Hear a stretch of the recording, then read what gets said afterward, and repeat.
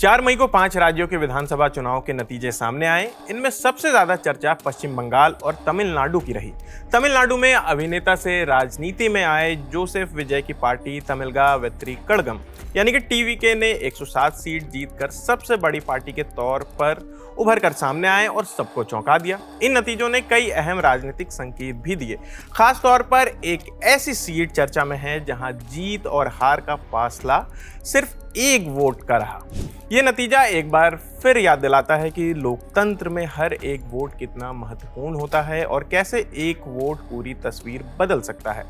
तिरुपत्तूर विधानसभा seat पर मुकाबला बेहद कड़ा रहा। डीएमके के आर पेरिया करुप्पन को टीवीके के सी निवासन सेतुपति आर ने सिर्फ एक वोट के अंतर से हरा दिया।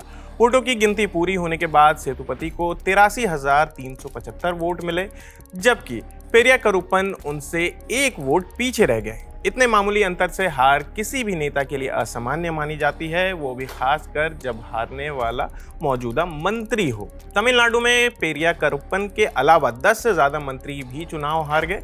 इस सीट से जुड़ी एक दिलचस्प बात भी सामने आई है। इंडिया टुडे की रिपोर्ट के मुताबिक एक वोटर खास तौर पर ओमान की राजधानी मस्कट से भारत सिर्फ वोट डालने के लिए आया था। शिवगंगा जिले के इस वोटर मणिकंदन शिवनंथम ने सोशल मीडिया पर लिखा कि उन्हें गर्व है कि वे मस्कट से इतनी दूर सिर्फ एक अपना वोट डालने के लिए आए। उन्होंने ये भी कहा कि जिस सीट पर जीत का अंतर सिर्फ एक वोट का रहा, हो सकता है उनका वोट ही इस नतीजे में निर्णायक साबित हुआ हो।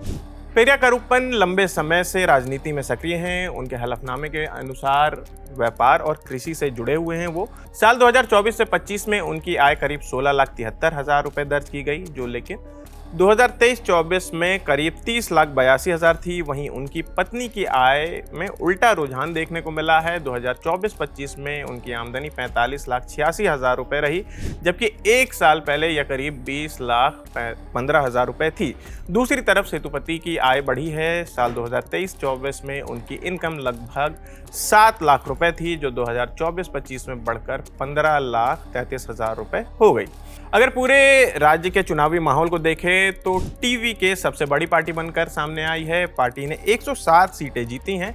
डीएमके 59 सीटों के साथ दूसरे जगह पर रही, जबकि एआईएडीएमके को 47 सीटें मिली हैं। जबकि कांग्रेस की बात करें तो कांग्रेस 5 सीटें हासिल करने में कामयाब रही। कुल मिलाकर 234 सीटों वाली विधानसभा में ये जनादेश साफ तौर से बदले हुए राजनीतिक समीकरणों की ओर इशारा करता है।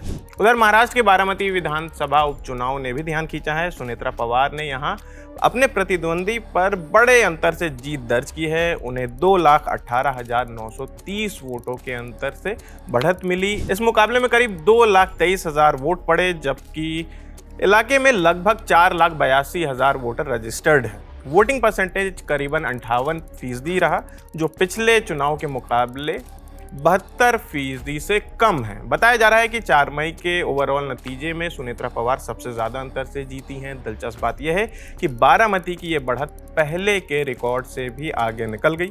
इससे पहले उत्तर प्रदेश की साहिबाबाद सीट पर सुनील कुमार शर्मा ने 2022 में 2,14,835 वोटों के अंतर से जीत दर्ज की थी।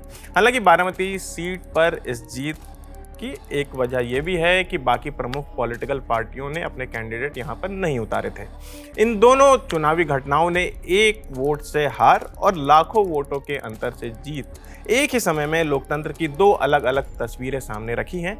एक ओर जहां हर एक वोट का महत्व निर्णायक साबित होता है, वहीं दूसरी तरफ जनसमर्थन का बड़ा अंतर भी राजनीति की दिशा में तय करता है। तो फिलहाल इस खबर में इतना ही। आपकी इस खबर पर क्या राय है, हमें कमेंट करके ज़रूर बताएं। मेरा नाम आसिफ असरार है। कैमरे के पीछे हमारे साथी राहुल हैं। देखते रहिए दी ललन टॉप। शुक्रिया।